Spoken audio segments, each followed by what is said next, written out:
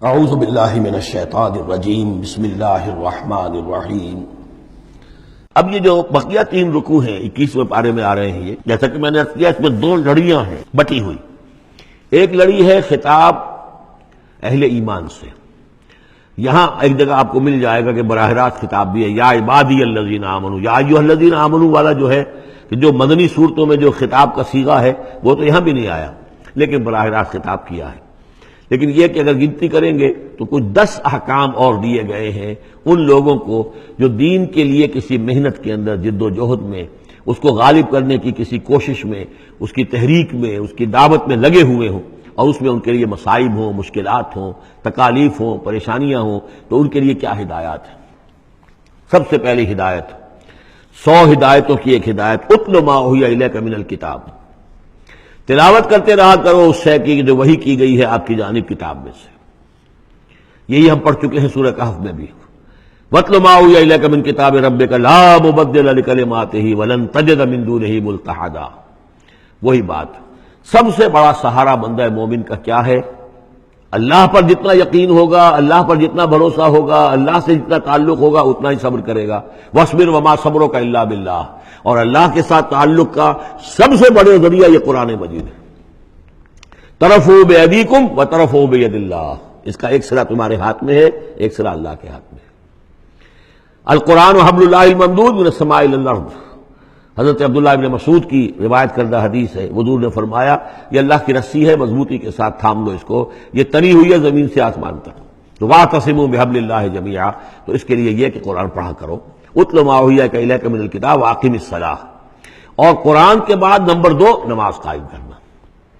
یہ نماز جو ہے اقم الصلاۃ لذکری، یہ سورہ طٰہٰ میں ہم پڑھ آئے ہیں، حضرت موسیٰ کو پہلی وحی ہو رہی ہے، پہلی گفتگو ہو رہی ہے کوہ طور پر، اقم الصلاۃ لذکری ان الصلاۃ تنہی عن الفحشاء والمنکر، یقیناً یہ نماز روکتی ہے بے حیائی کے کاموں سے بھی اور برے کاموں سے بھی۔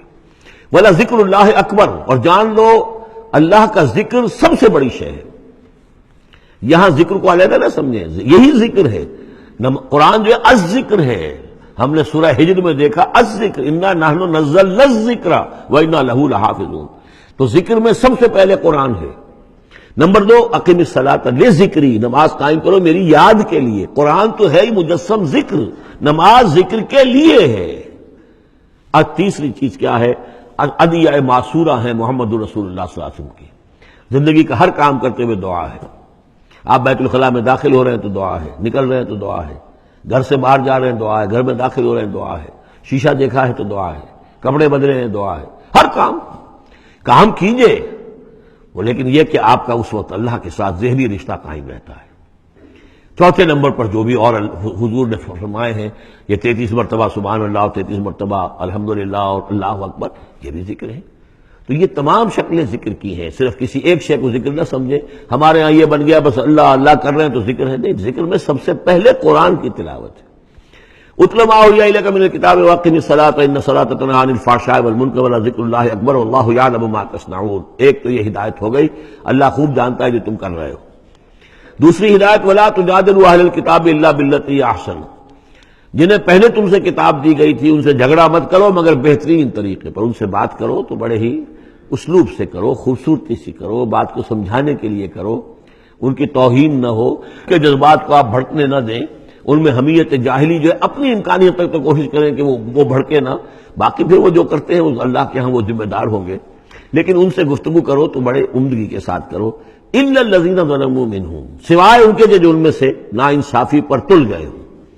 اب یہ استثناء جو 2 معنی میں ہے، ایک تو یہ ہے کہ اس کا مطلب یہ کہ ان سے مجادلہ کرو ہی نہ، اور دوسرے یہ کہ اگر ان کے ساتھ کسی وقت کوئی سختی بھی کرنی پڑے، کوئی سخت جملہ بھی کہنا پڑے تو اجازت ہوگی، جہاں معلوم ہو جائے کہ یہ ہٹ درمی کے اوپر جو ہے آ گیا ہے تو وہاں اس دونوں کا امکان پیدا ہو جائے گا۔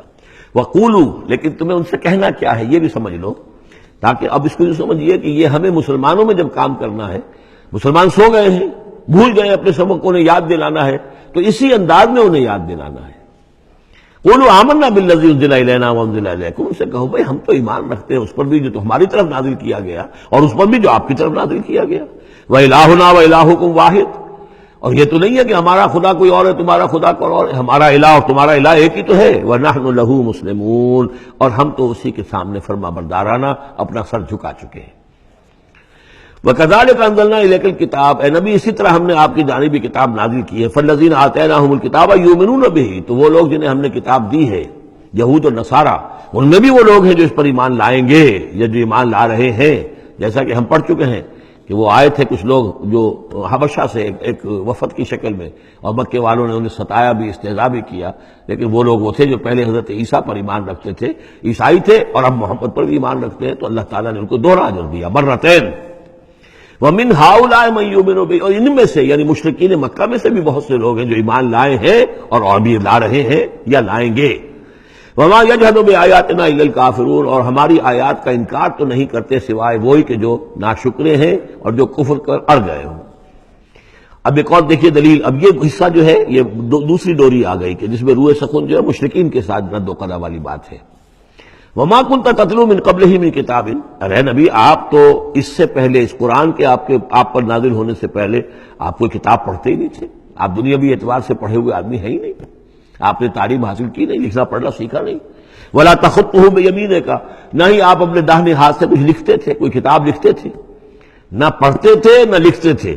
اِذًا لَارْتَابَ الْمُبْطِلُونَ، تو اس شکل میں تو ان کو جو اس کو باطل قرار دے رہے ہیں یہ لوگ جو جھوٹے کہہ رہے ہیں محمد کو، اس شکل میں تو پھر ان کے پاس کوئی کا کوئی شک کرنے کی گنجائش ہو جاتی کہ یہ بڑا لکھنے پڑھنے والے آدمی تھے، مشق کرتے کرتے بہت اچھی چیزیں بھی لکھنے لگے ہیں، اب ان کی زبان جو ہے مچ گئی ہے، قلم جو ہے وہ مچ گیا ہے، لہذا اب قرآن جیسی شے بھی تصنیف کر لی انہوں نے۔ اگر پہلے سے یہ عمل ہوتا، لیکن تم تو جانتے ہو کہ ہمارے اس نبی محمد نے صلی اللہ علیہ وسلم انہوں نے تو کبھی لکھنا پڑھنا سیکھا ہی نہیں۔ وَمَا كُنْتَ تَتْلُو مِن قَبْلِهِ مِن كِتَابٍ، اے نبی آپ تو نہیں پڑھا کرتے تھے اس کتاب سے پہلے کوئی کتاب، وَلَا تَخُطُّهُ بِيَمِينِكَ، اور نہ آپ اسے اپنے داہنے ہاتھ سے لکھتے تھے، اِذًا لَارْتَابَ الْمُبْطِلُونَ، تب تو ان لوگوں کو شک کرنے کی گنجائش پیدا ہو جاتی۔ بل هُوَ آیات بینات فی صدور الذین اوتوا العلم، بلکہ یہ تو آیات بینات ہیں، بڑی روشن ان لوگوں کے سینوں میں جنہیں علم دیا گیا ہے، وہ جانتے ہیں سابقہ جو کتابوں والے ہیں۔ وَمَا يَجْحَدُ بِآیاتِنَا إِلَّا الظَّالِمُونَ، اور ہماری آیات کا انکار نہیں کرتے مگر وہی جو ظالم ہیں۔ وَقَالُوا لَوْلَا أُنزِلَ عَلَيْهِ آیَاتٌ مِّن رَّبِّهِ، اور وہ کہتے ہیں کہ کیوں نہیں نازل کی جاتی ان کے اوپر کوئی نشانیاں ان کے رب کی طرف سے، وہی باتیں جو مستقل طور پر چلی آ رہی ہیں۔ قُلْ إِنَّمَا الْآيَاتُ مِنْ اللَّهِ، نبی کہہ دیجئے نشانیوں کا اختیار کل کا کل اللہ کے ہاتھ میں ہے۔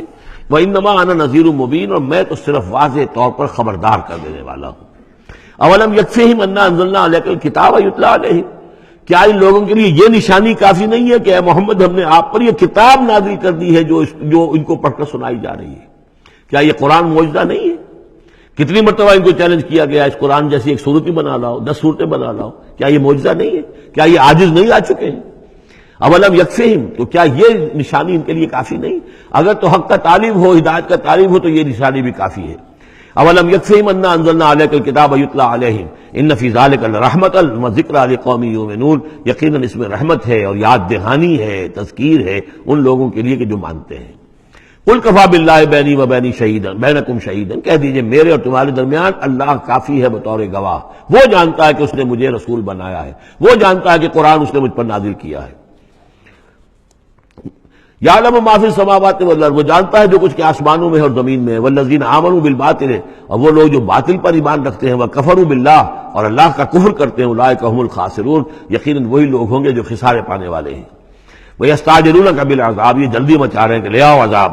ولولا اجل مسمى، اور اگر پہلے سے ایک وقت معین طے نہ ہو چکا ہوتا، لجاءہم العذاب، تو پھر ان پر عذاب آ چکا ہوتا۔ ولیاتینہم بغتۃ، اور وہ ان پر آئے گا تو اچانک آئے گا، وہم لا یشعرون، اور انہیں پتہ بھی نہیں ہوگا۔ یستعجلونک بالعذاب، یہ نبی پھر دوبارہ یہ الفاظ آئے، نوٹ کیجئے، بہت لطیف بات ہے، یہ عذاب کی جلدی مچا رہے ہیں۔ وَإِنَّ جَهَنَّمَ مُحِيطَةٌ بِالْكَافِرِينَ، حالانکہ جہنم ان کا احاطہ کر چکی ہے۔ یہ ایسے ہی ہے کہ جیسے کسی شہر کے باہر دشمن آ چکا ہو اور اس نے محاصرہ کر لیا ہو، شہر والوں کو پتہ ہی نہ ہو۔